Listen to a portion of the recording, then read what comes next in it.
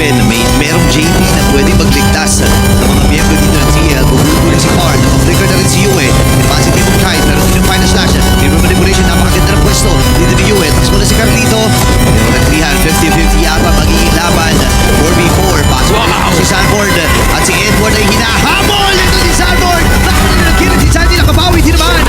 Demon Cam with a turtle. AOG naman. Ito si Carlito. Available. Pero tatama din yung Dark Wave. Tanong dito si Edward. Circle Eagle mula dito kay Daddy JP. Habang sumibat na rin si Oheb. Si Sanford din namatay. Doon si Cortez yata magiging next. Kailangan niyang tumakbo at tumatras. Full barrage. And AOG.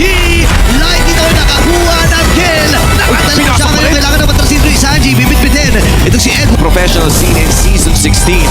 Bagong Echo sisimula na nga ng Aurora Gaming. Nandiyan si JP para mag-provide ng vision at si Carly nasa gilid na nga. Pwedeng mag-contest sa TL. Pwede talaga. Yung ganda ng zone na ginagawa dito ni Edward. Ngayon maipit si Carly. Walang pagkakataon.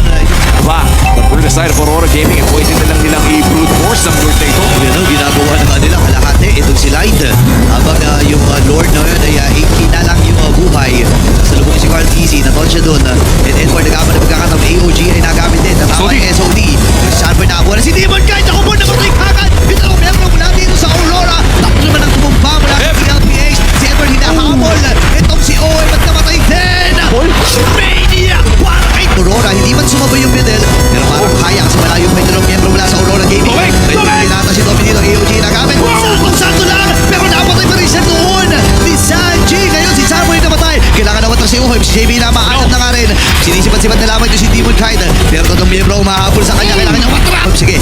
Kunin ko na ba? Light dito. Nagtupod. Doon yung final shot. Tinamaan si Edward. Pero siguro yung ginagamit na dito yung JP. Dribble manipulation ni AOG. Pitata sila. Naibit nila. Demon Kite nagwagi sa Lord. At yung full barrage. Tommy Kite free-hit lang talaga. Natumpa na rin itong si Sanford. Kailangan na mag-aalisan. Gugulo-gulo na yung goat. Tatlong natitira para sa TLPH. At nag-spawn na rin kagad yung Lord. Kumakatok na sa mga puso. Tumadagungtong para sa Aurora. Ang M7 para sa kanila. Ang Grand Finals ay narayan na. Pero dedepensa pa ang Team Liquid. Tatlong natitira sa kanila. Masakit na yung pokes dito. And yung full barrage ay nagamit na rin. Mamamatay si Oheb. At ang Aurora Gaming